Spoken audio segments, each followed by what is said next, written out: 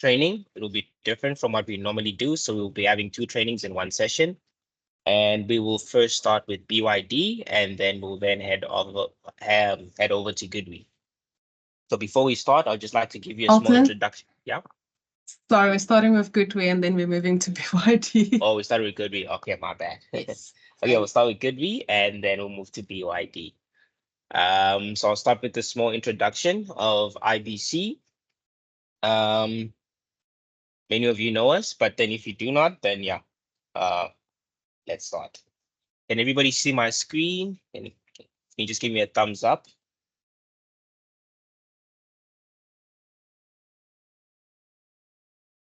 Yeah, perfect.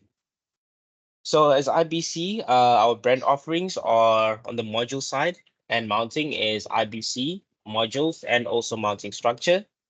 And we also offer Longi, Jollywood, and Canadian Solar. And then when you look on our inverter side, we do offer SMA, Fronius, Victron, GoodWe, Attest, and SunGrow. And then on our storage systems, we do offer our own local manufacturer, battery, which is SolarMD, and also BYD. So in our team, we do have Daniel and Helga in the managing department. Daniel is our managing director. Helga is the head of finance and operations. And then on our marketing side, we do have Zane and Carmen, who do our marketing and all event planning. And on the supply chain side and sales administration, we do have Charmaine, who's our procurement, who's in procurement, and Kim on the supply chain, Michaela, who's also on the supply chain, and Tanya, who's our sales administrator. Then our accounting, we have Hamu, who does all our accounting for the company and also for our clients. And then this is the most important part on the sales side, our sales managers, we do have Leo, David, Carl, Jason, and Rida. So for all our clients, if you have any inquiries, please always go to your sales manager. If you're in Joburg, you should be reaching out to Leo and Jason. And if you're in Western Cape area or the coastal area, David and Rida will be your sales managers. Carl is responsible for international and also commercial sales. On the technical department in Joburg, we have Vessel. So for all technical inquiries, if you're in Joburg, if you need technical support, please feel free to reach out to Vessel. And then in Cape Town, we have myself, Juanse, and Jama on the technical department. So we do offer like an online portal training every second week of the month. So please feel free to reach out to your sales managers. They will guide you in how to operate or maneuver around our IBC online portal. For all of you who don't, still need guidance on that. And if you haven't registered yet with us, please drop your email on the chat as Ane will reach out to you with the form that you can fill in. Just please note we only provide or sell to installers and not to the public. So if you're an installer, please feel free to drop your email and Zane will reach out to you and one of our sales managers will also be in contact with you. So we do have a special going on, which ends tomorrow.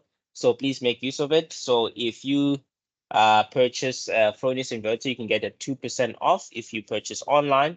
And just make sure that on you put in your coupon code Love Fronius for you to receive your 2% off.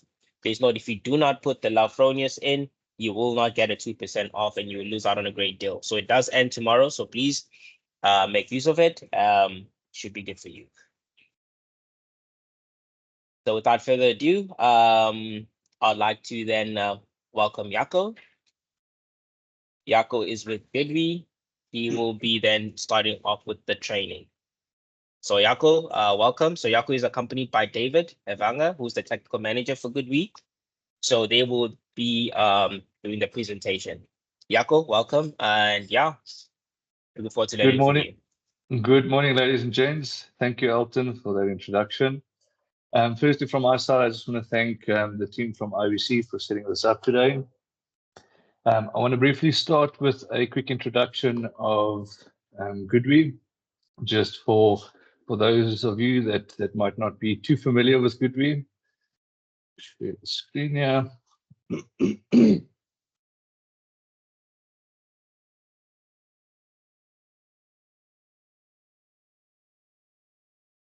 Right, so I'm going to just do a brief introduction of GoodWe, and then we'll look at one of our new products, the new ES Unique, which is a low voltage hybrid inverter specifically designed for South African market. So GoodWe in general has been around for quite some time. One of the first, or the first, storage inverter manufacturer in the South African market. We've been very active in South Africa since 2015. Globally, we've installed more than 4 million units with more than 78,000 gigawatt annual power generated. And obviously that equates to a huge carbon emission savings. Over the past couple of years, GoodWe has grown dramatically. We're currently sitting on more than 5,000 total employees, which out of that, more than 1,000 is R&D staff. And then we've got more than 150 global or overseas employees. To look at some of the milestones, so the company was established in 2010. The first ever storage inverter, the ES series, was launched in 2014 and was also available in South Africa that same year. Officially listed on the NEEQ stock code, that was in 2015. Established our Shenzhen R&D Center in 2017, and in 2020 we listed on the Shanghai Stock Exchange.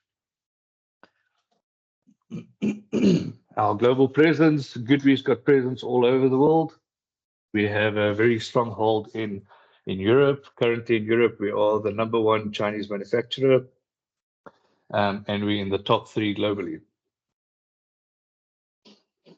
Some of the awards, with the TÜV Rheinland rewards, we've had quite a number of successes, or many years for the top 5 consecutive years for the top brand for EVs.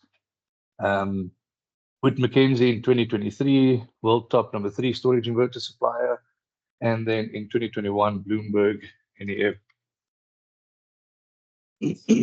Global installation, 52 gigawatt accumulative capacity.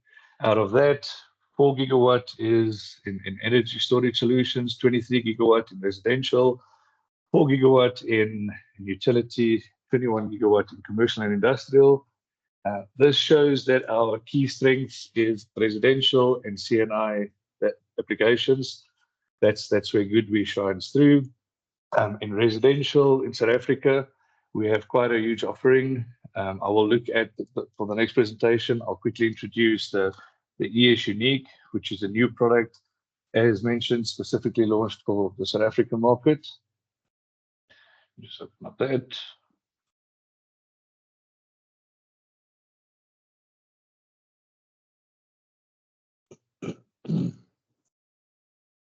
Right, so the ES Unique, and from 8 to 12 kilowatt single phase low voltage hybrid inverter, a massive 240 amp battery current.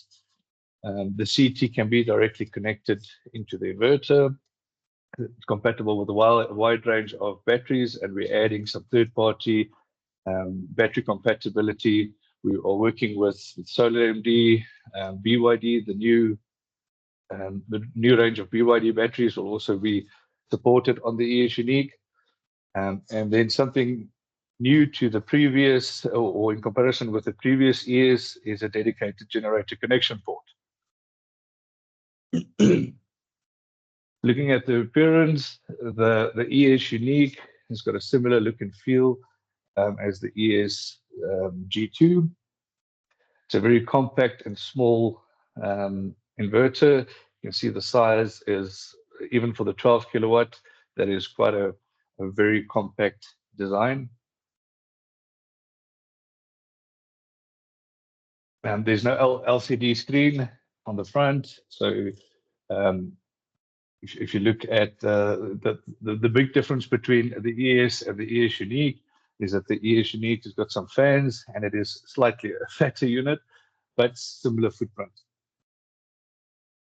Also with the dedicated generator port, so there's 3 AC ports, the generator port, the grid connection port, and then the backup port. Important parameters, as I mentioned, it's a low voltage, it uses low voltage battery system, battery voltage range from 40 to 60 volt, maximum continuous charge current of the 12 kilowatt, 240 amp, and on the 8 kilowatt, 160 amp. Maximum charge power, 8,000 on the 8 kilowatt and 12,000 on the 12 kilowatt. Maximum discharge, so overloading, 8.8 kilowatt on the 8, 11 kilowatt on the 10 kilowatt inverter, and 13.2 kilowatt on the 12K. There is a plan to integrate lead acid batteries specifically for Africa region. In many African countries, lead acid is still quite relevant, but in South Africa, obviously, the main pairing will be with lithium batteries.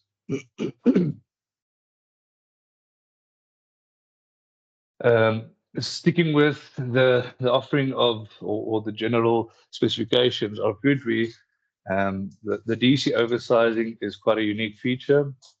So the maximum input power on the 8 kilowatt unit is double, and that's right across the board. So on the 12 kilowatt, also a maximum of 24 kilowatt of PV input power is supported. The voltage range also from 60 to 550.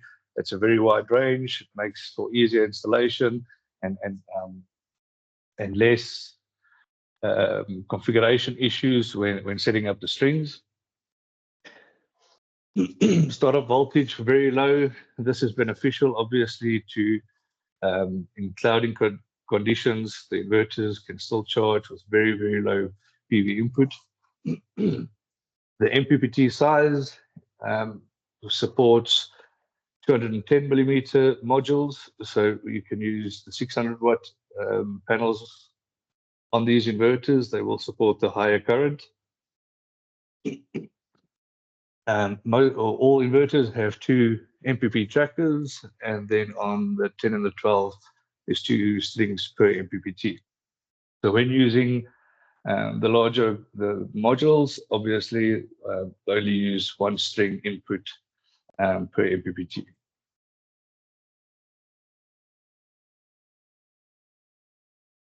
In terms of usable capacity, compared with other inverters, the ES Unique can use additional power.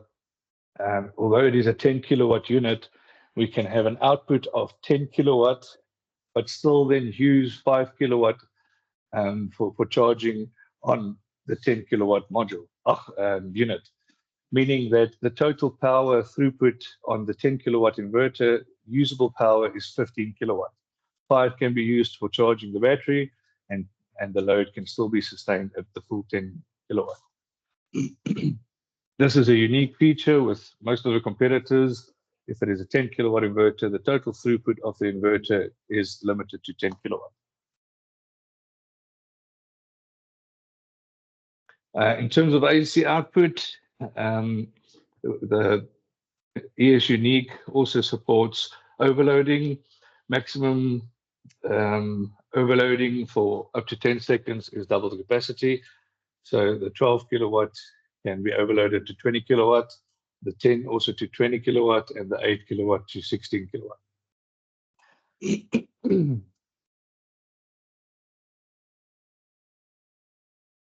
The maximum output current, 40 amp on the 8 kilowatt and 60 amp on the 12 kilowatt. This overloading, maximum output power overloading, this is purely on backup mode. So if there is no PV available and only running on the batteries, it will sustain an overload for up to 10 seconds. But as mentioned, if there is PV available, the unit can be continuously overloaded.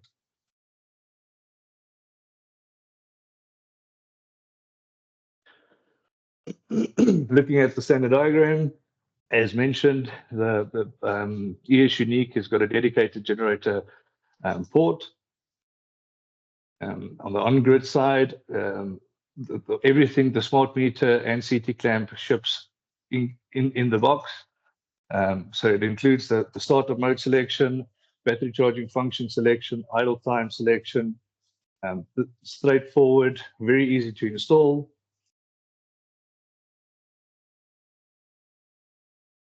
The ES Unique will also support parallel connection. So up to 3 units will achieve UPS level switching.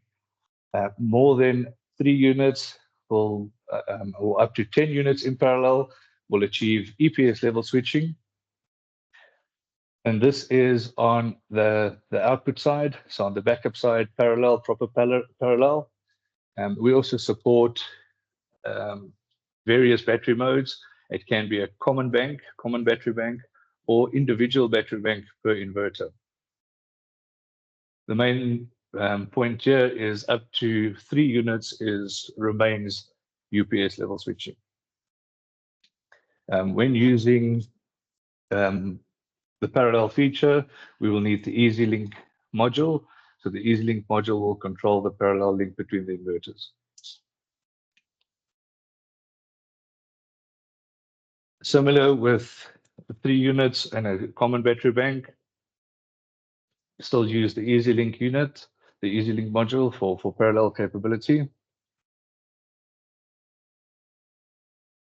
As mentioned, we are adding some local brands. Some of the brands include SolarMD, obviously BYD as a level A partner. Also compatible with the GoodWe Link Home U series, as well as the new or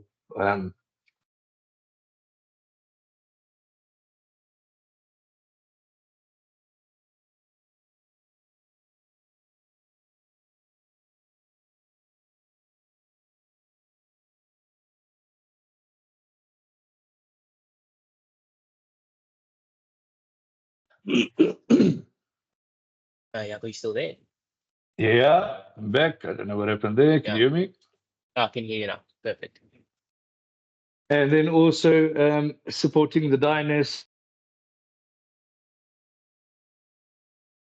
And we're also working with Freedom One. For a full list of compatible batteries, we can make that available. We can share it with the IBC team, and then you can reach out to any one of the salespeople to get the full list of supported batteries. Let me just see what's looking at.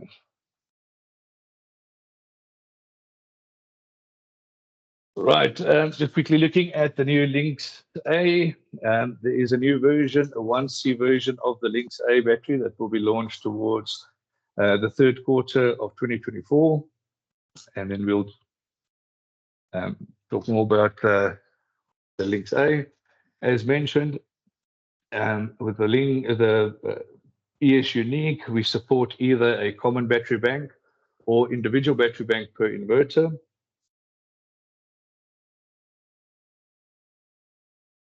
A quick comparison between the ESG2 and the ES Unique. So AFCI is optional on both ranges. In South Africa, we are opting to standardize and keep AFCI as a standard feature, as well as DC protection. The meter generally on the ESG2 is shipped separately. With the ES Unique, it's built in, and the CT can be directly connected to the ES Unique. Obviously, in certain applications, that will not be feasible because the inverter might be too far from the main DB. In those instances, a smart meter can still be added with a separate CT clamp.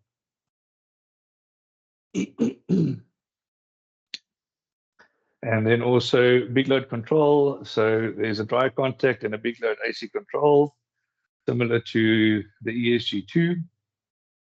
And also PV only backup. The ES Unique will support PV only backup, which was not available on the ESG2. That's it for the the ES Unique. I don't know if there's any questions from, I didn't see anything in the chat. So I'm going to then hand over to my colleague, David. Just stop there. Here we go. All right. Thank you very much. I'm just going to run over a few things. A bit more information that isn't so readily available.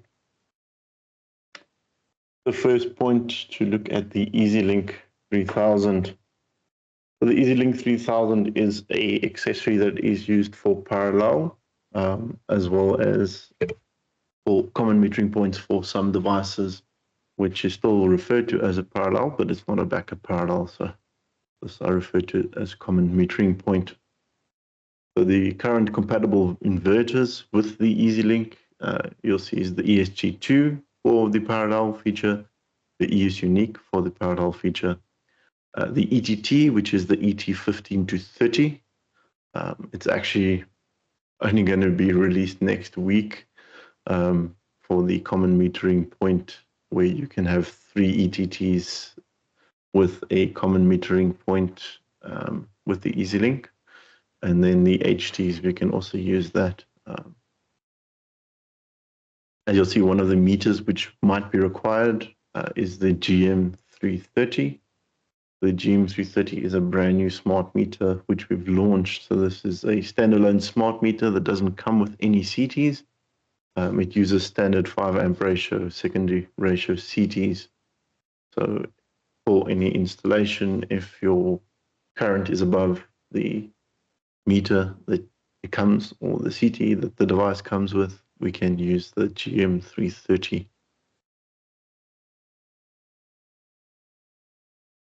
As you see, the ETs normally come with a 200 amp CT with the standard. So if it is above that, we can use the GM330s. And that's also even without the EasyLink, we can also use that.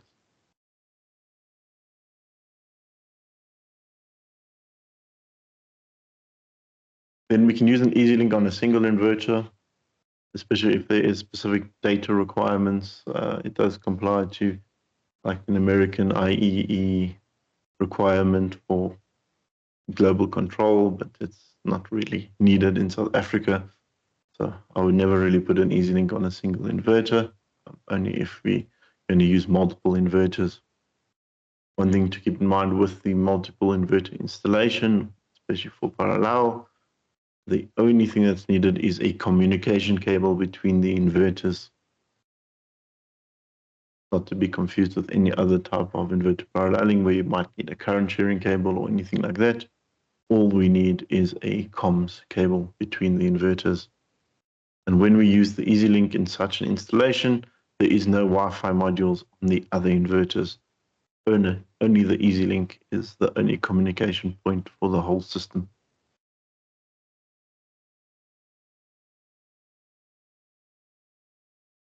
The EasyLink itself has Wi-Fi, LAN, and Bluetooth. So when we look for it in the device list, we'll see its Bluetooth pop up, and it will always come with a CCM-BLE. So we'll know it's the EasyLink, but also CCM. So for the paralleling on the ES Unique and ESG2, there is some settings that we have to configure, like if we're having a parallel battery bank or anything like that, that we can configure on the EasyLink. As well as when you want to change the work mode settings for a parallel system, then all the settings is done through the EasyLink, not on the inverters individually. So the EasyLink will send the settings to all the devices simultaneously.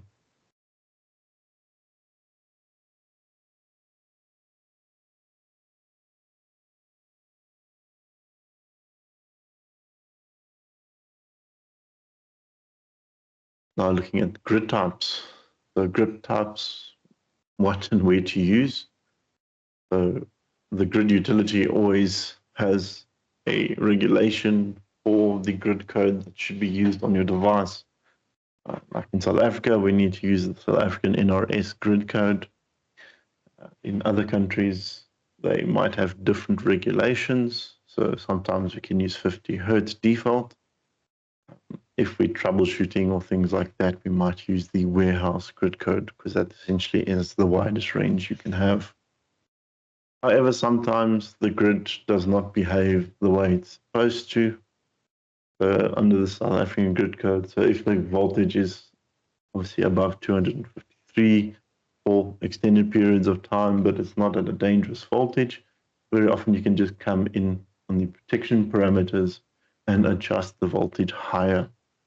I wouldn't suggest changing to 50 hertz default. In the past, I think that was the default.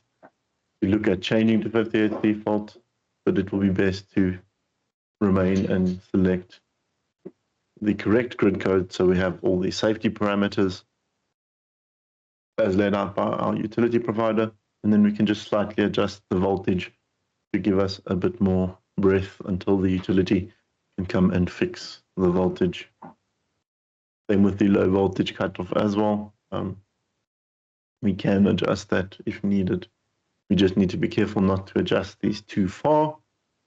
Like if we've set it to 50 hertz default, the voltage range may be quite far out and then it won't be safe.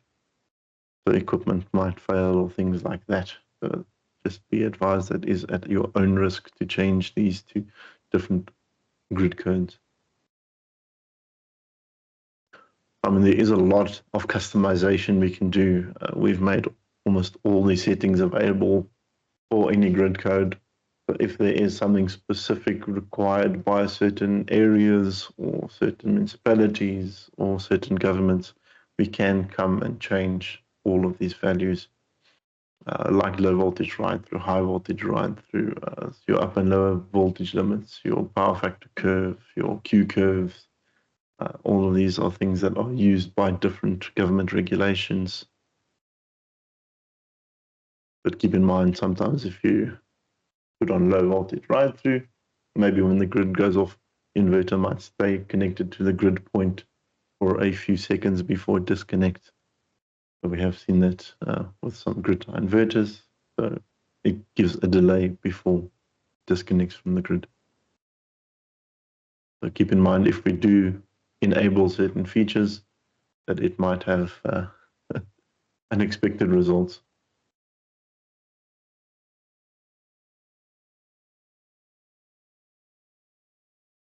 And a quick look at our after sales. So GoodWe now has a new support portal. We've moved over our support portal to give us a lot more features and functionalities. So you can find the link here to our new support portal. There also you can manage all of your plants. If you have multiple installers, we can also add them to one organization and make all the tickets visible from the one organization. Another new feature which we have is a WhatsApp line. So this is a WhatsApp chat line, so it's chat only. You can chat, you can send photos, videos, voice notes, all of those things to this chat line, and it directly will create service tickets. So if on your portal online your number is registered, as soon as you send us a WhatsApp, that will automatically create a ticket registered under your name. So that way we can easily track and trace, and this is a live chat. So as soon as you reply on the WhatsApp, we get a live notification, and then the team will reply to you. So it is another way now to contact our service team.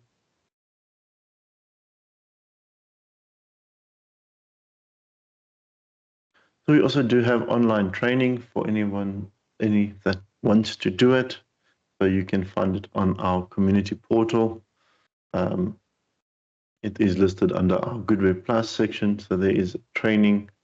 So you can simply go and sign up. So you'll find the link on our GoodWe community under training. You'll find the registration link. You can register there. There we have online courses. So it's online interactive courses. You watch a video, then there's questionnaires which you have to answer. And after answering the questionnaires, it then unlocks the next stage.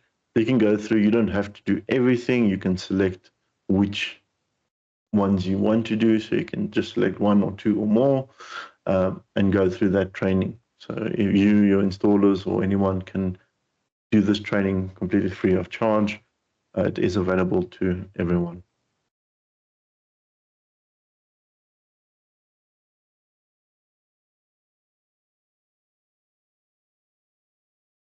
Thank you very much. Yeah, thank you, David and Jaco, for that beautiful training. We have any questions? If you do have any questions, please feel free to drop a question on our meeting chat, and then David and Jaco can then respond, or myself. But if there is no questions, let's just see here. Okay, the only question was is Revolve proof, but I see David, you responded there. So we should be good. Any more questions on the GoodWe side before we go to BYD training?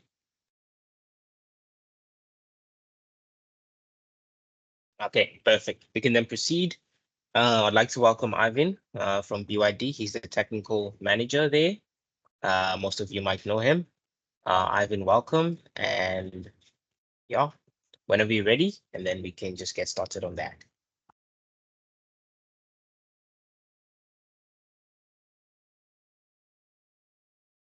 Ivan, you are muted. Hi, everyone. My name's Ivan. I work for a company called AfriPlus Energy. We're the official service partner in the Southern African region for BYD.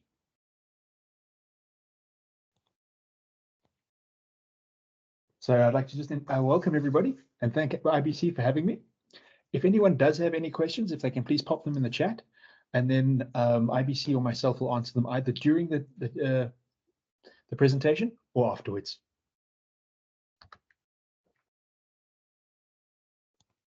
A little bit of what we're going to be covering today. So we're going to be covering who BYD is, a bit of company history, good reasons to choose BYD, an introduction to the BYD battery range, some technical information regarding the batteries, how to commission the batteries, a little bit of troubleshooting, and then a Q&A session at the end. So a little bit about BYD. So BYD's a company that's about 30 years old. Here's their first big headquarters. In the background, you can see the first battery manufacturing there. It's a 2 gigawatt hours per annum, which is tiny by comparison to the rest. And here's a short video to give you a quick history of BYD.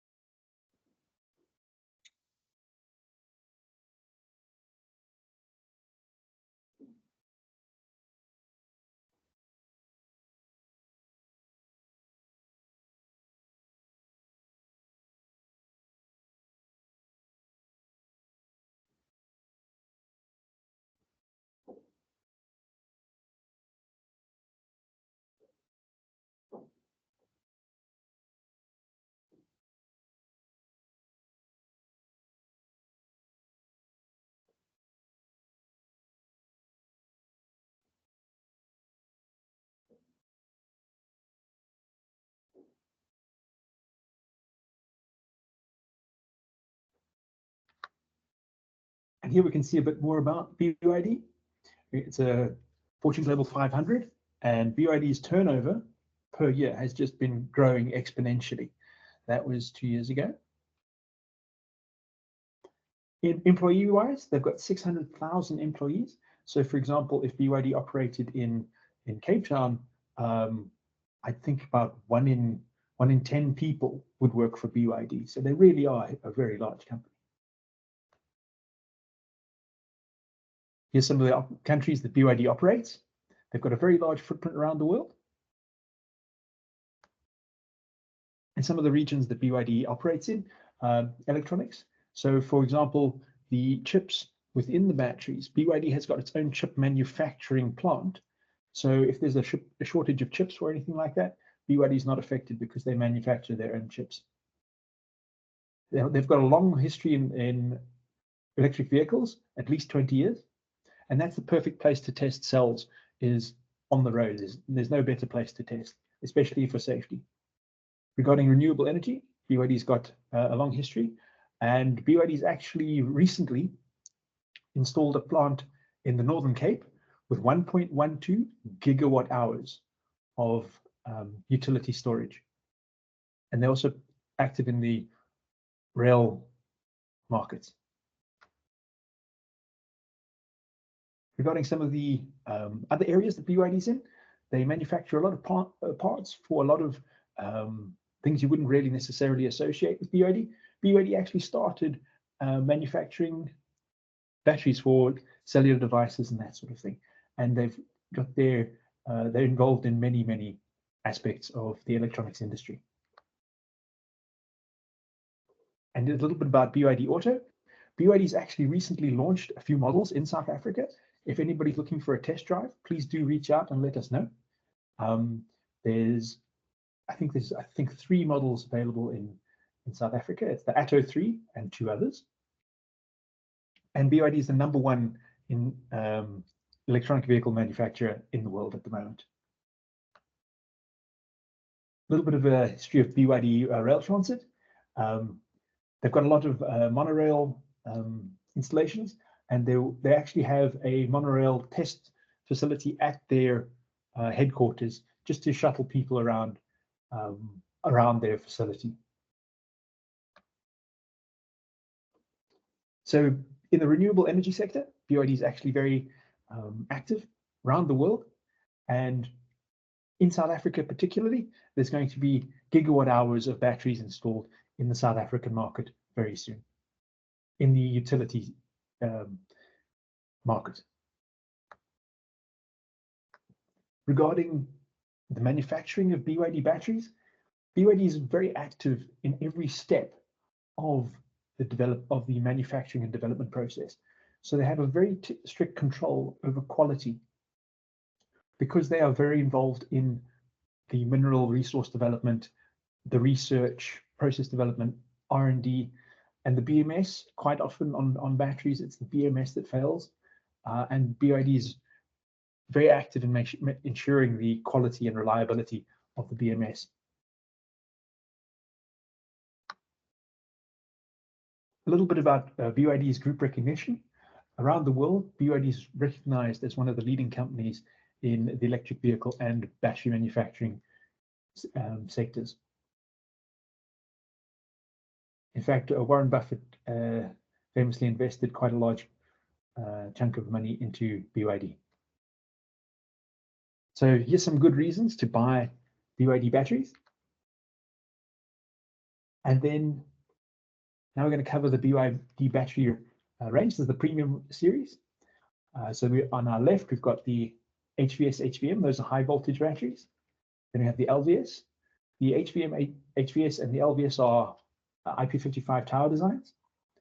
And then we've got the LVL and the Flex Lite. We're going to be covering these ranges in depth coming up. Here we can see the global footprint of BYD. They're a very global company with more than 500,000 customers. Just in terms of brand recognition, so this is the top 5 residential vendors in the European market, and BYD's got it's the market leader with 23%, just behind just in front of Sonnen, which has got 21%. And incidentally, most of BYD's storage cells go to the European market because of their price of electricity. So there in Europe, it makes sense for them to install batteries as a cost-saving measure, because the amount they get for exporting their power, solar power, to the grid isn't a lot. So it makes sense to them, financial sense, to put batteries in and use that power later in the night. Because of their high price of electricity.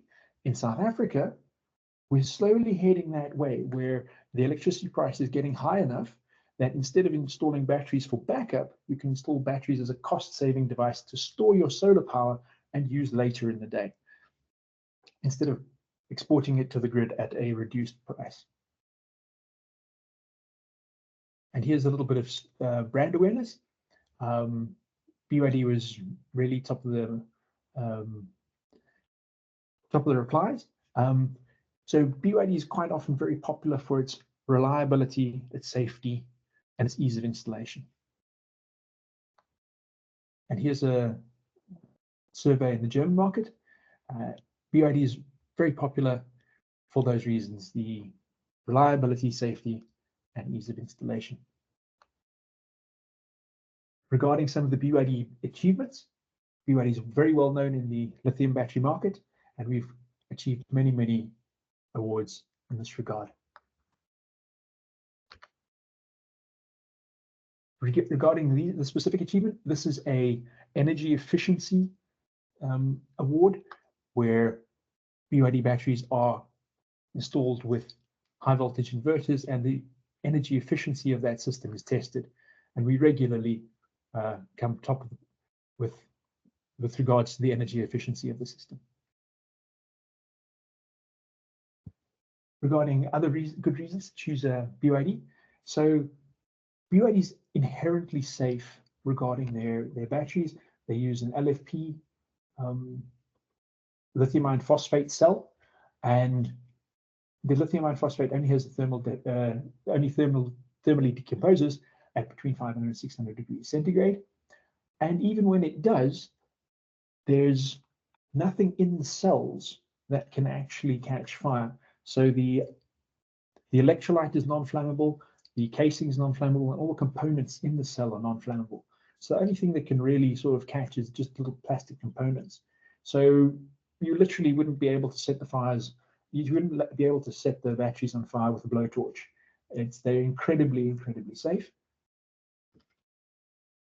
And regarding the high flexibility, all the tower designs are internally wired, and all the batteries, you don't have to set any dip switches, they're all auto assigning. So there's no dip switches or addresses to set. And regarding compatibility, BYD batteries are compatible with many, many inverter brands. Here's a little bit more on the high safety. We've got almost every European certificate regarding safety. We're in one of the most safe batteries on the planet. And our batteries are cobalt-free, which is very nice in terms of being a more environmentally friendly battery. Regarding regarding resources, the BYD sources their own lithium at these are two of the sites where BYD sources their own lithium. And here we can see there's 0 fire incidents over the history of BYD batteries, because within the battery, there is actually nothing that can burn. And here we've got a sample of some of the installations worldwide. There are a few installations in there from South Africa.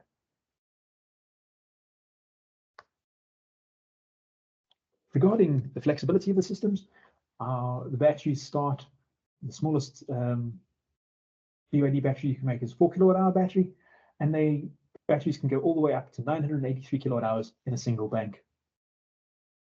And regarding extensions, you can extend the batteries at any time. So supposing 2 or 3 years later, you'd like to make your bank bigger, you can extend it. And it's very flexible in terms of where you can install them, especially with the IP55 tower designs, which are the HVM, HVS, and the LVS.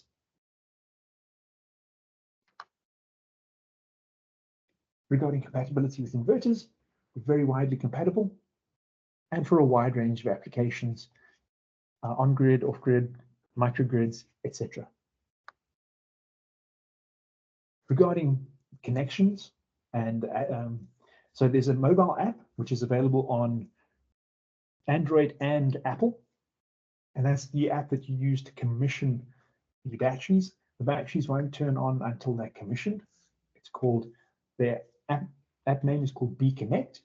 It's a very simple app. You'll be able to download firmware onto your phone and upload it onto the batteries. The connection is a wireless connection, so you won't need any cables or anything like that. And then the batteries won't turn on until they're properly commissioned, and you can commission them with your cell phone. You can also commission them with a laptop, and it's also the BConnect Plus, which is available for Windows laptops only. Very nice for getting logs off the battery. And there's also remote monitoring, where if your battery is connected to the internet, the logs can be retrieved remotely. So here's a little bit of a look at the BConnect app, which is available for your cellular phone. And now we're going to get to the BYD range of batteries, the premium range of batteries. Here we've got the HVS, HVM, your LVS, your LVL, and your FlexLite. These are part of the premium range. Regarding some of the aspects of the batteries, there's a tower design, which is IP55 design. You've got a very small floor space relative to your energy. So if you're looking for example, if you want to install in a garage where you've got very little, where you need an installation that doesn't have much depth to it, this is a very nice profile because you'll have your inverter above it. And if you're short of depth, this is a very good option. And also the IP55 design is sort of electrical Lego for guys. Sometimes it takes more time to unpack it than it does to make it into a tower. There are no connections that manually have to be made in between the modules, and it is very quick and easy to install. So here we got the HVS. The HVS is a high voltage battery. The minimum number of modules you need to make a battery a tower is 2, and the maximum is 5. And you can have up to 3 towers in parallel. Your towers, because they're high voltage batteries, every time you add a module, your voltage goes up, but your current stays the same. So you must always have the same number of modules in a tower if you're going to put them in parallel.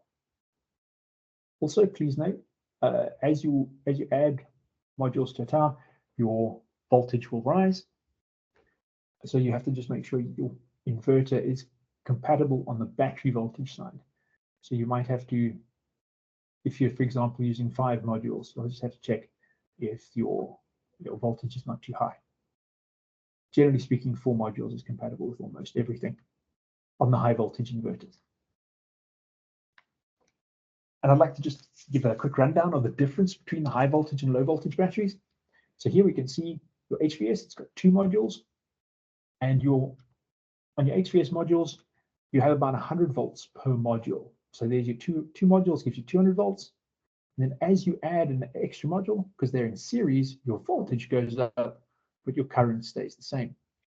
Whereas with low voltage, because all of the modules in parallel, every time you add a module, for example, an LVS, which is a 4 kilowatt module, every time you add a module, your voltage stays the same, but your maximum current goes up. And that's the difference between high voltage and low voltage modules. In low voltage, you tend to put the modules in parallel. In high voltage, you tend to put the modules in series. Here we have the HVM. HVM is a good option if you need your larger storage for your larger high voltage inverters. For example, the GoodWe ET30, the GoodWe ET30's got 2 input ports that can each take 50 amps. So your maximum HVM battery bank that you can have is 66.2 kilowatt hours, and you can put 2 of those on GoodWe ET30, giving 132 kilowatt hours. So you really can have large high voltage battery banks on a high voltage inverter. Your HVM is very similar to your HVS, except instead of 100 volts per module, it's 50 volts per module, but it's double the current. So your HVS is 100 volts per module, 25 amps. Your HVM is 50 volts per module, 50 amps. And your minimum number of modules is 3. Your maximum number of modules is 8. And very similar, you need to make sure when you put your towers in parallel, you can also have 3 towers in parallel. You have to make sure your number of modules in the tower is the same, because you must make sure the voltage in each tower is the same before you put them in parallel, if you are putting towers in parallel. And you can have a single tower, no problem, between 3 modules and 8 modules.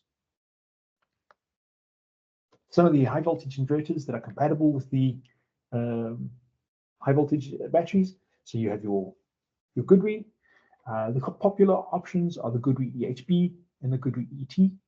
And then you also have your SMA, Sunny Tri-Power, Smart Energy, and there are other options available as well.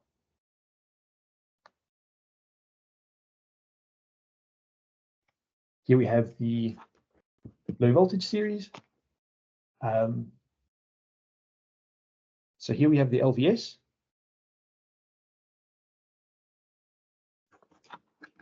The LVS is an IP55 module.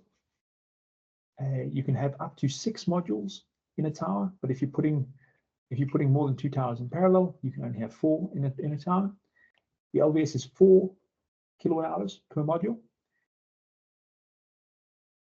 and your maximum battery bank is 256 kilowatt hours, which is 64 modules. I have seen one battery bank with 128 kilowatt hours, which is 32 modules, and it took up an incredibly small space. It was quite impressive. If you are looking for a low voltage IP55 battery, this is a very good option. Or if you're looking for a low voltage inverter with not much depth, a low voltage battery with not much depth. And here's just some specs on those. Everyone will receive a PDF copy of the presentation, and then I'll send that to IBC, and IBC will distribute it at the end. So this is, if anyone would like to delve a little deeper into the battery specifications. Regarding BMUs, you do need 1 BMU per battery bank, and you need 1 PDU per tower. So BMU sort of controls the whole bank, and the PDU is the sort of top and bottom part of the tower. I have no idea why that's it. This is the LVL. It's a 15.4 kilowatt hour module. You can have up to 64 modules, giving a 983 kilowatt hour module, 983 kilowatt hour battery bank. There is actually an installation in Johannesburg that has the full 64. It's a Victron system. It's quite a sight. But if anyone needs essentially a megawatt hour of battery storage, this is definitely a good option. It's a good option for anywhere for your larger residential installations all the way up to your large commercial. And some more specifications if anyone needs to look at.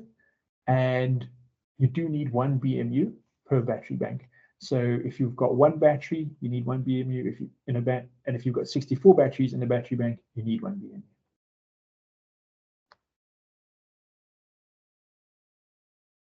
And now we've got possibly the most popular battery in South Africa at the moment. It's the LV Flex Lite. You can have your smallest battery bank you can have is 1 battery, and then your largest you can have is 320 kilowatt hours, which is 64 modules. And here we have some specifications on the BYD batteries. So one of the important things that I try and highlight about BYD batteries is you buy the whole battery, you can use the whole battery. So the nameplate energy is the usable energy. So there's no sort of 80% DOD or anything like that. You have the whole battery available to use. Your usable energy is the nameplate energy. The maximum continuous output current is 70 amps, which is a 0.7 battery, 7.7C. And it's a nice sort of manageable weight. And all of the batteries in the premium range are lithium iron phosphate cobalt free. We do have a very wide operating range for all of the BYD batteries, but the charging current does derate at around about 0 degrees centigrade. Regarding your flexibility on your FlexLight, there's no specific orientation that they need to be installed in. You can have them horizontally, vertically, or custom racks. And the FlexLight is very flexible. You can have it in commercial or residential installations. The maximum bank I've seen with the FlexLight is 56 batteries in a bank. Regarding the development that BYD does, so because BYD manufactures the cells as well, you'll see a lot of innovation in BYD batteries.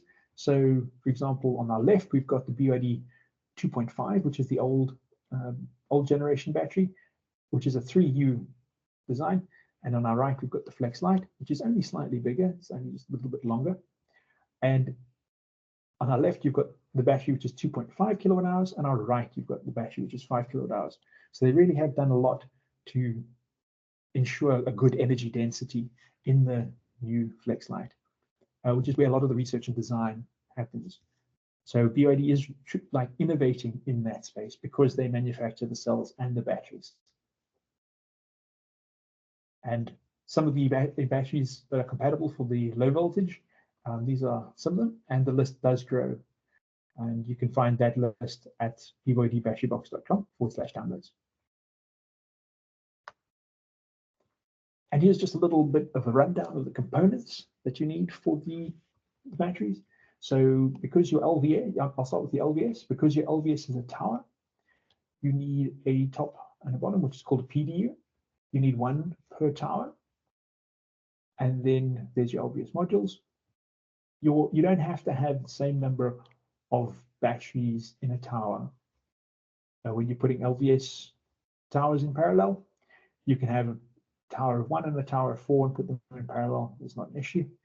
And you do need 1 BMU per battery bank, regardless of the size. If you've got 1 module, you need 1 BMU. If you've got 64 modules, you need 1 BMU. Regarding the LVL, you need 1 BMU per battery bank, and you can put 1 LVL on top of another. And these, you can have up to 64 batteries in a battery bank. And regarding your HVS, HVMs, you need a BCU per tower, and then you have the battery modules. You don't need a BMU. A BMU is only applicable to low voltage batteries. And when you're putting the towers in parallel, you do not need any extra equipment. You just need your BCU and your battery modules.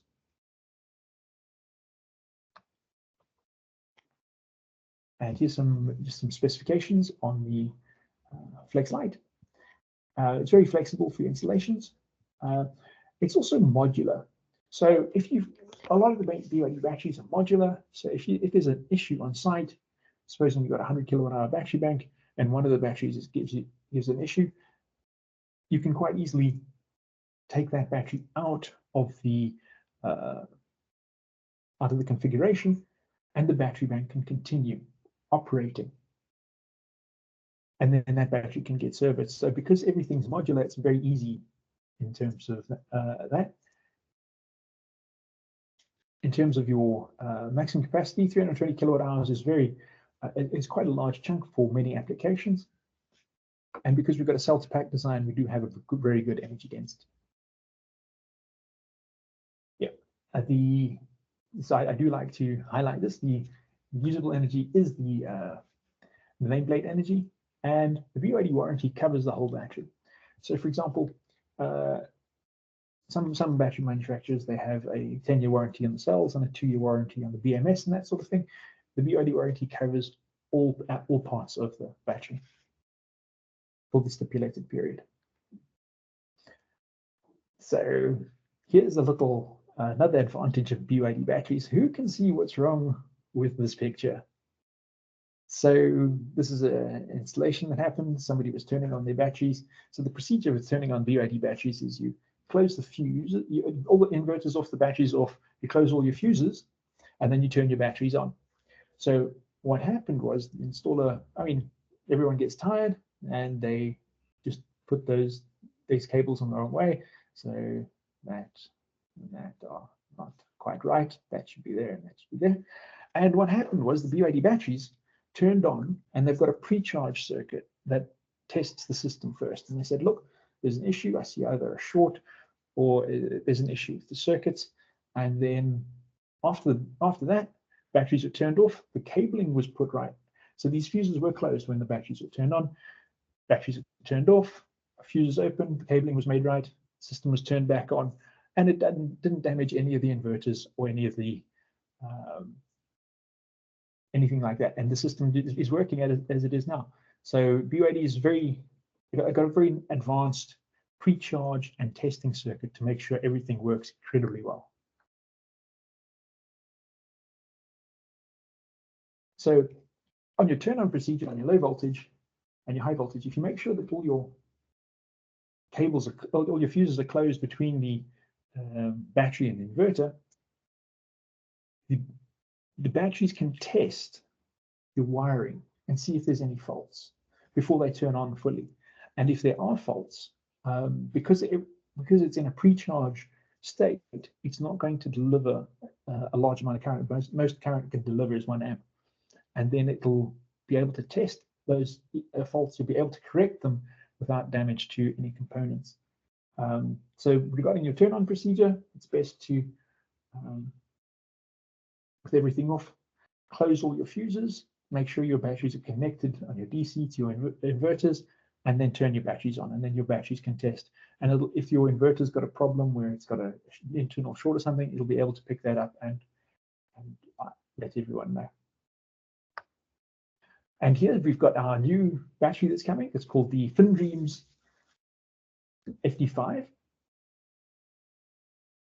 So this is it. It's a freestanding battery, and you can stack up to 4 of them on top of each other. And it's 5 kWh per module. And you can have up to 32 modules in parallel, so up to 160 kWh. This battery will be available. I think they're launching at the solar show in Johannesburg. And one of the big advantages is your maximum charge and discharge currents. It's 200 amps. Your maximum constant charge and discharge is 70, so it's a 0.7C battery, and you can have up to 32 of them in parallel. And apparently, it's going to be very attractively priced. I think BYD's got the idea of disrupting the battery market with this battery, so it's going to be definitely a battery to keep your eye on. Regarding installation, there's 2 little covers that go on the sides, and you can have up to 4 modules in a tower. And each battery does come with its own feet, and only the bottom module would need the feet. Regarding your DC connections, each battery's got its own connection, and that should go to a common point. Regarding your turning on procedure, your first battery will be your connection to the inverter. You don't need a BMU or any external device on your comms between your inverter and your battery. And then regarding your wiring, you just daisy chain your comms cables, and your battery will automatically configure and automatically detect how many batteries are in the bank. You don't need an app, and you don't need to commission the battery. It will automatically do all of that. It will automatically assign all the addresses and see how many batteries are in the bank. Regarding your turn-ons, your turn-on procedure, you can just hold the button for, I think it's 3 seconds, and then all the batteries will turn on, and it'll automatically configure. And then there will be more FD series coming soon, so it's definitely a brand to look out for, the FinDreams. And regarding compatible inverters, I do believe GoodWe is going to be on this list too, and more inverters are under test. They are launching this, so this is just a sort of beta list. There are going to be more inverters added very soon. So here's just a short summary of the BYD and FinDream series. So there's your IP55 batteries, and there's your high voltage batteries and your low voltage batteries. And regarding some social media, here's where you can find us. And here I'd just like to go through some technical resources. So regarding manuals and that sort of thing, all those are available at bydbatterybox.com/downloads. I will be sending a PDF of this presentation to everyone, so they will be able to easily find where your manuals and things are. So, for example, your technical information is your minimum recommended number of batteries, and there's operating manuals, data sheets, limited warranties, and quick start guides, and the certificates that are available. And regarding applications, there's BConnect Plus, which is the laptop application, and you can download logs and also log into the battery and see what's going on at a more advanced level. So regarding minimum battery bank sizing, it's always important to make sure that you've got enough, you can take enough constant current out of the batteries to supply your constant loads, and you've got enough peak capacity to handle the peak loads. So your peak loads typically are, you've got two types. You've got interaction with the grid and your interaction with your off-grid loads. So your electrical motors, high capacitive loads. So these can be managed and that sort of thing. And then you've got the second cause of high currents flowing around within your batteries is at the moment of load shedding. But GoodWe actually disconnects from a grid quite quickly, so this typically isn't an issue with the GoodWe inverters, but I'll mention it anyway. So your inverter always, if you imagine your inverter is running normally, your grid is at 230 volts, 50 hertz, your inverter is at 230 volts, 50 hertz, and then you've got a relay in between your grid and your inverter. And when the grid dies, then the relay opens, and then your inverter's off grid. But in that window between the grid dying and your relay opening, quite a lot of power flows from your inverter to the grid. So it's just important to keep that in mind when sizing a minimum battery bank, especially if you're having issues with batteries tripping at the moment of load shedding. That's probably the issue. And regarding minimum battery bank sizing, we've got some specifications in that regard. So if you have that number there, then you're pretty much guaranteed for the batteries not to trip, because the batteries will be able to supply more current than the inverter can pull. And the on-grid column is for a sort of European setting where they've not got any backup on it. It's not applicable to the South African market. And here's some more minimum battery bank sizing. So BYD installations, please always wear your non-slip shoes, safety boots ideally, and please, when installing, please remove any metal objects, and always wear appropriate PPE. So the quick install guide is very often a good complete guide on how to install things. And then there's also the operating manual, which is quite a little bit more of a detailed instruction. And yeah, please always keep your working area safe, and please make sure the batteries are off or dead when installing or working on them. Please keep the cardboard box until the system's up and running, and then yeah, when crimping your lugs, always just give them a tug, just to make sure there's a good connection. I could sometimes find out that there's an issue with a lug loose, or also please make sure all your lugs are nice and tight. I've had a few batteries that haven't been running well because of a loose connection. And please just check your batteries are in good condition. Just check for physical and water damage. And then, yeah, please always lift the batteries in a safe manner. But our batteries are actually quite light relative to a lot of the batteries on the market. The heaviest battery is the LVL, which is but it splits into two parts when the maximum weight there is 80 kilograms per part. So that is, it's a very nice, easy to carry on battery. There was an LVL site that had 64 LVLs. It had a 1 megawatt hour, 1 megawatt hours of battery in one spot, and 4 people made that entire battery bank. It was, no cranes were involved, no forklifts or anything, just 4 people carrying the batteries in. It was quite a sight. And yeah, please don't short circuit the battery bank. And yeah, so for your low voltage batteries, every battery bank needs a BMU. Please always ensure that your batteries and your inverters and your BMUs have good earth connections. If you've got a bad earth connection, sometimes it affects the comms of your battery. And then it is recommended to connect your BYD battery to the internet. It's not essential. So, and also, for example, if you're going to a site, you can use your app, your BConnect app on your phone, iPhone or Android. You can download the firmware to your phone, go to a site that doesn't have any internet, and upload the firmware to your battery. So you don't necessarily have to have an internet connection on your site to upload firmware to your battery. And just a little bit of summaries on the flex lights. You can have up to 4 in the tower. 5 is not recommended, it's too heavy.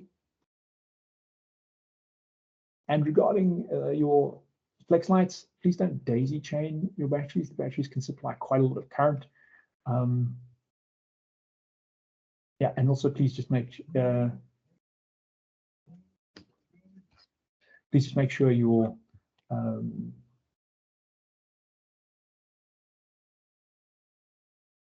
please just make sure you've got good earth connections there.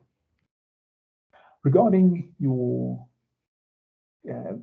flex lights, cabinets are available. They're pre-wired with for 4 batteries, and there's a little bus bar at the back that you can connect a positive cable and a negative cable.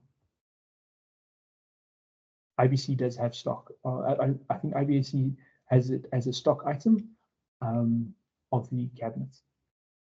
And just some specs of the cabinets and sizes.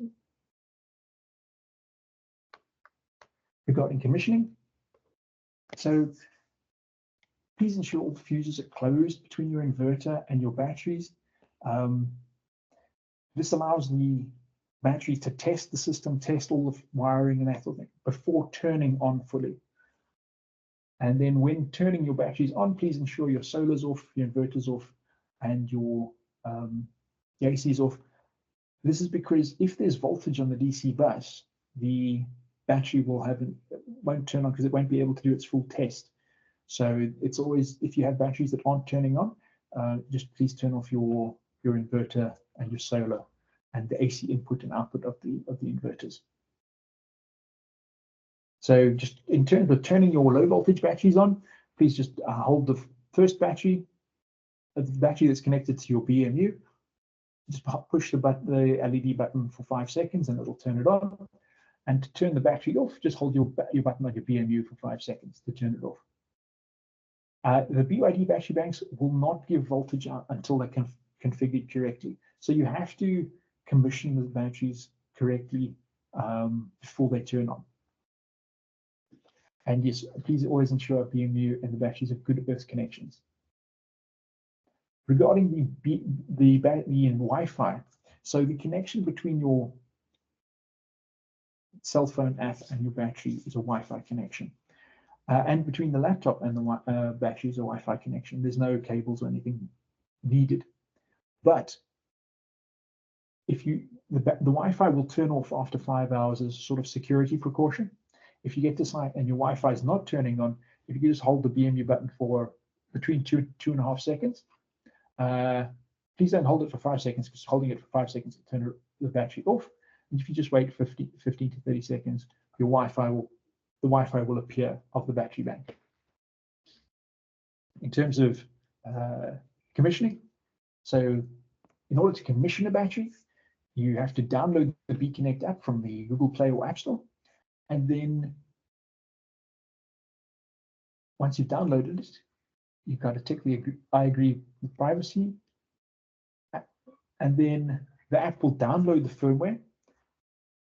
And if you are in an area with no internet available, then you can skip, but it is always highly recommended to get the latest firmware. And then once you've downloaded the firmware, you can connect to the battery's Wi-Fi. And the battery's Wi-Fi password is over there. It's caps BYD-B, caps BYD B-B, little o, little x. And so you need to configure the system. So we have to click yes. And then you have to choose the inverter brand.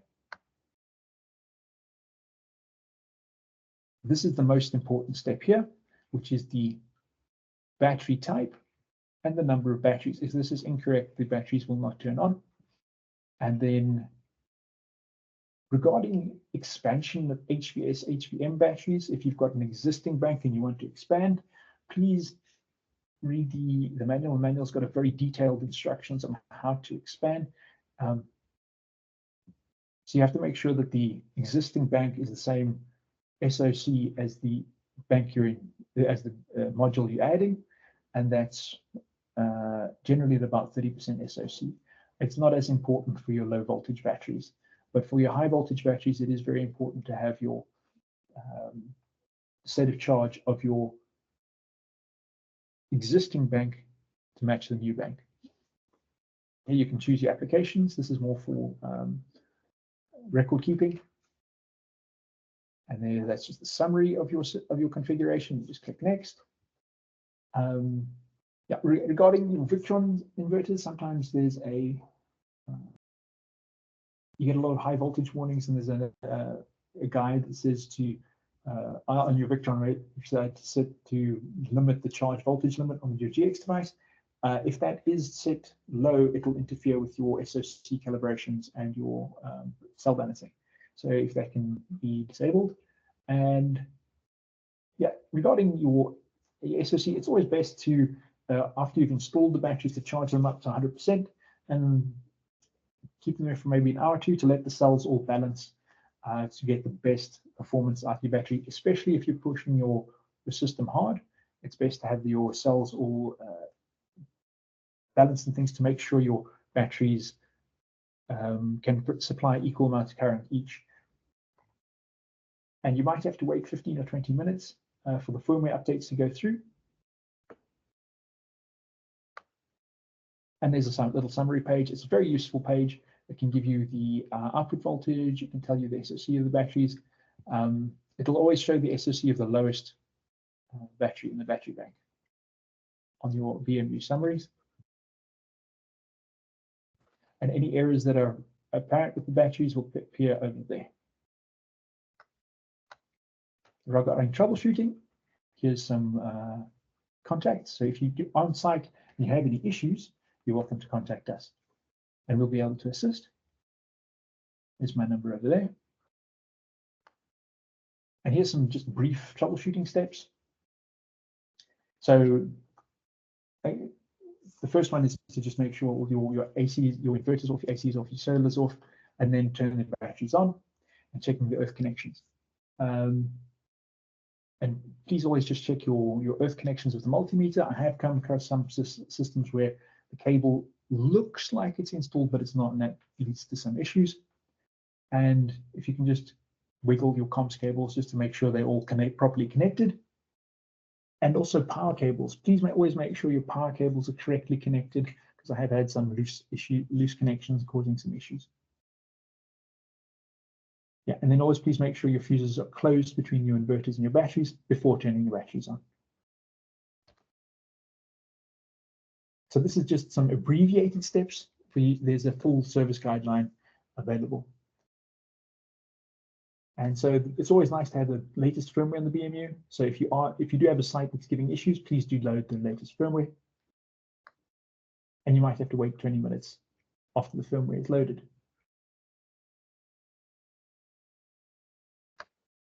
And so here's some just brief troubleshooting steps. So if you do have a battery that's giving an issue, you can in fact test that battery in isolation. You can remove it from your battery bank, connect a BMU to it, and try and commission it. If it works when disconnected from the bank, there might be an issue with the bank. And if it doesn't work when disconnected from the bank, then there's an issue with the battery.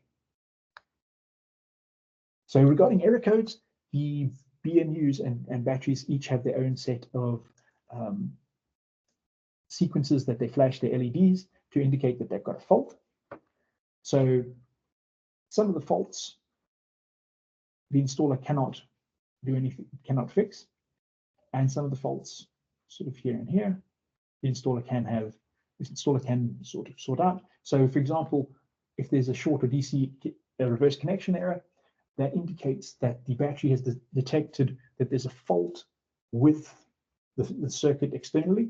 There might also be a slight internal fault that's causing that, but generally speaking, it will, if there's a short circuit error, there's probably a short on the DC connect on your installation. It might be a failed inverter or a wiring error. And so there you can have a look at your systems and then find out where the fault is, for example, disconnecting batteries or or isolating cables. And then the other fault that the installer can assist with is the BMS and BMU communication failure.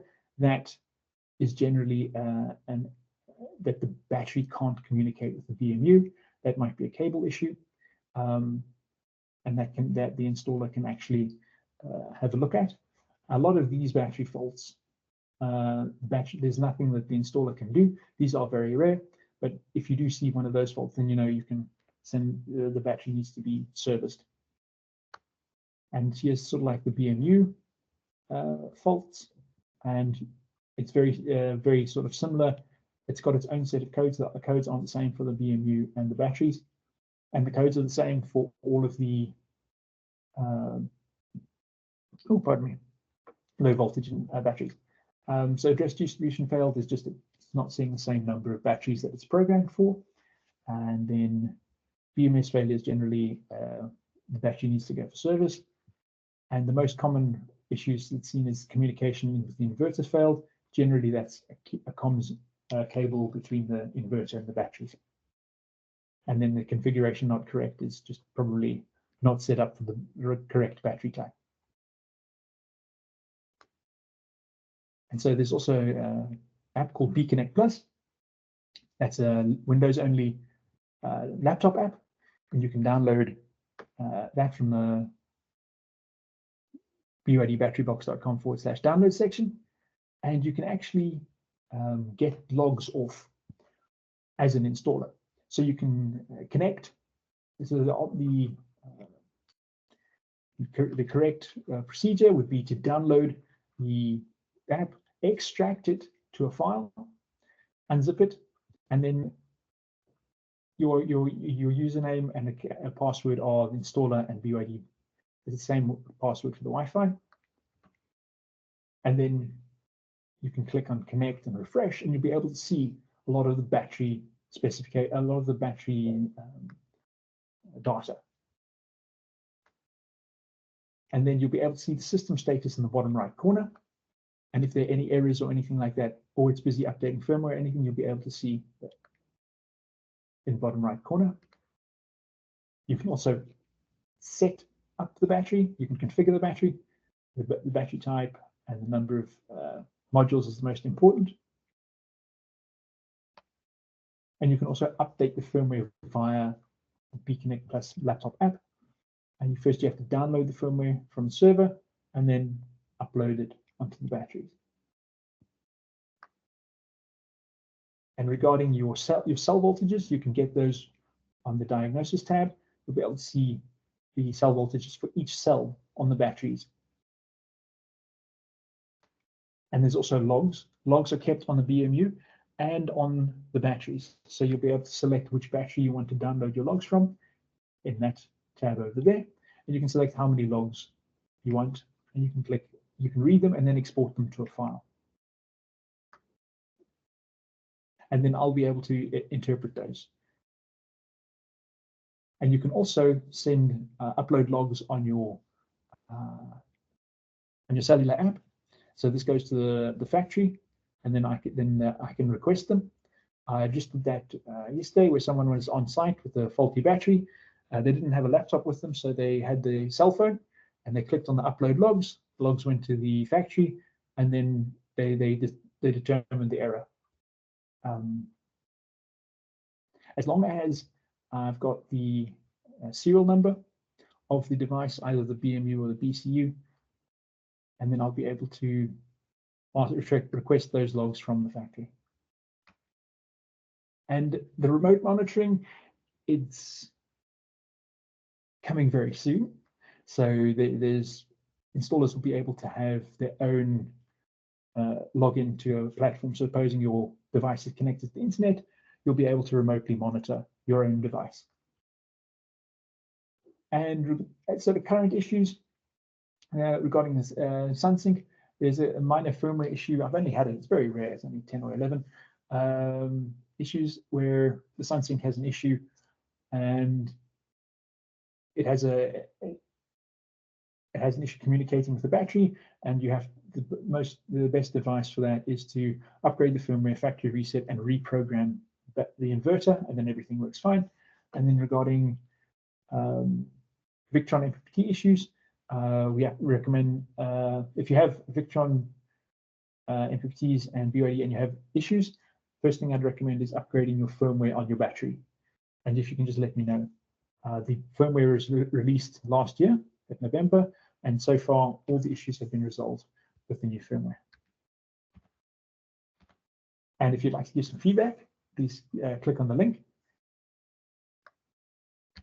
And thank you very much for your time. And if you do have any questions, please put them in chat, and myself or IBC will be able to answer them. And thank you, IBC, for having me.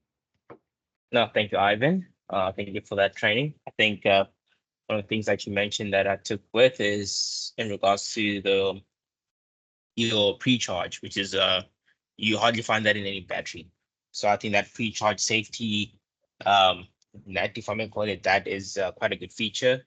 Yeah, thank you for that. I just wanted you to touch a little bit on the also something to note with the new batteries that you mentioned. It's also a nice thing that at least on those new batteries, you don't need to buy any additional accessories. Everything is built in with your new battery. So that's good. And hopefully everybody learned something there. But I just wanted you to mention a little bit on your warranty. I think just touch a little bit on that on your warranty based on your discharge rating in comparison to other batteries. What makes BYD good? So if I can quickly sort of recommend that. So regarding, so I've seen on other batteries, they'll say things like, oh, well, they've got a 1C battery, for example. And then you look in your warranty and they'll see the warranty covers, discharging at 0.5C. If you discharge it at 1C, your warranty is void or something like that. And so there's none of that sort of stuff in the BYD warranty. It's a very, for your residential, it's a very clear and warranty. So regarding the warranty, as long as you have your minimum recommended battery bank size or close to, actually, as long as you've got your minimum recommended battery bank size and you've got the installation installed correctly, then you're pretty much covered for a lot of that. And it is a full 10-year warranty in South Africa. And and that warranty covers cells and the BMS. And I think it's fairly comprehensive battery warranty. You've got the full, it also warrants the usable energy. So yeah, I think, are there any specific questions that you'd like to ask regarding the warranty? There was a document, I think just maybe on that one. There was a client who asked in regards to the warranty, which one is applicable. I think there was a distinction, but I think you answered it, but I'm not sure if maybe somebody else here saw it on your So, documentation. Maybe that's one, if you could just answer to that one. oh yes, and in terms of the warranty, there's two different warranties, which is, I think there's a residential and a commercial. So that's the distinction. I think it's above 50 kilowatt hours, it goes to commercial warranty, and then below 50 kilowatt hours in the bank, it's a residential. Okay, perfect. So if anybody sees like a warranty, yeah, like why is it only covered for 50 kilowatts or less? Just know that, okay, yeah, BYD does have two warranties, residential and commercial. So if you go above that, then the commercial warranty kicks in automatically. Yeah, and then we have, yeah. If I can quickly ask, somebody asked prismatic or blade cell technology.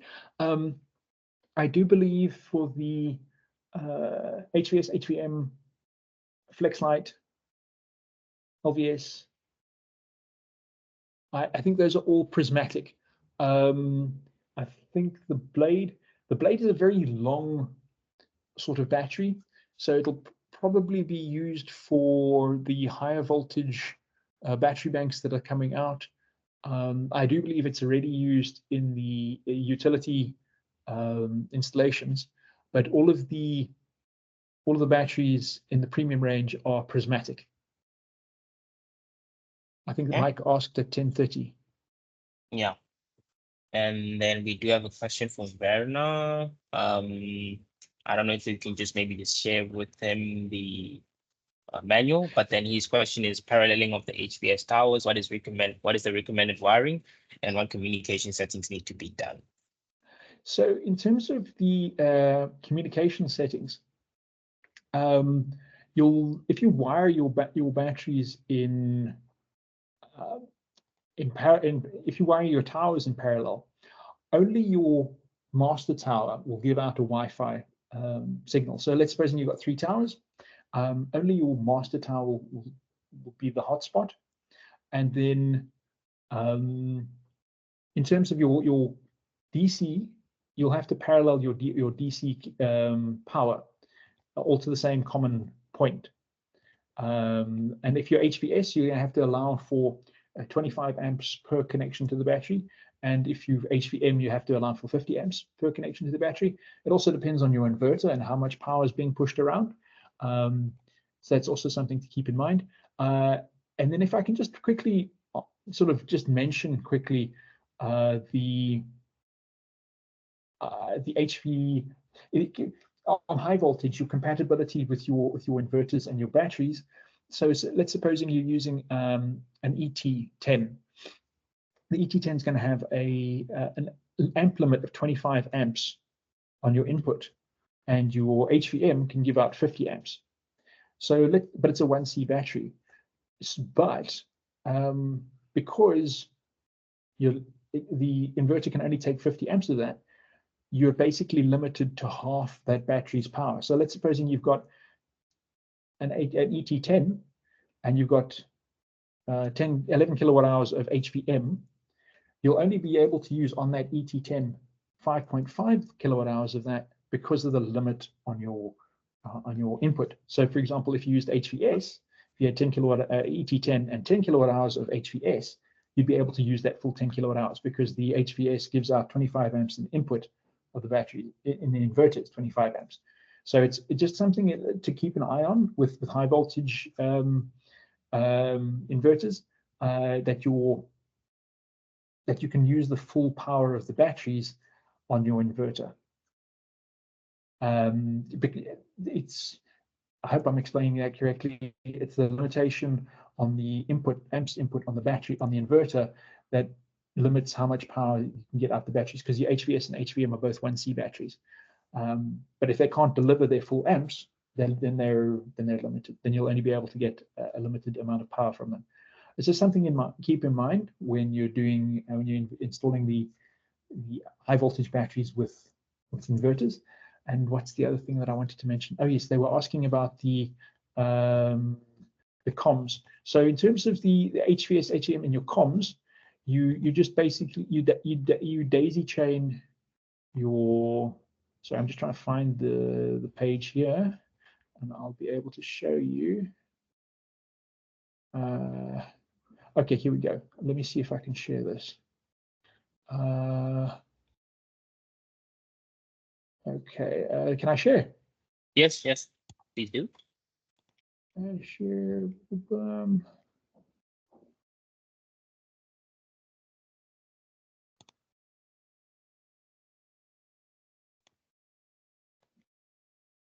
Okay, can you see my screen? Yes, perfect.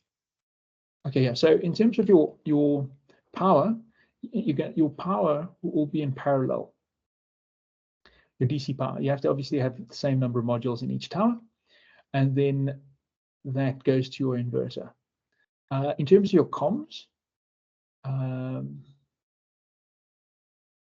so there are some dip switches to set, but it is in the quick start guide. And your comms, there's basically yeah, here we go. There's the communication. So it goes from that port there into that port there, and into that port there. So those are your normal Cat5 Ethernet cables. You can buy them pre-made from shops and things. And then you just need, if you've got 3 towers, you just need 2 cables, one from master, one between your master and your slave, and another one between your slave 1 and slave 2. And then you just need your comms. Your comms will connect there on your connection. I always on your comms on your high voltage batteries, I always recommend the wire connection rather than the RJ45 connection. I tend to find it's more reliable, but it is covered in the manual.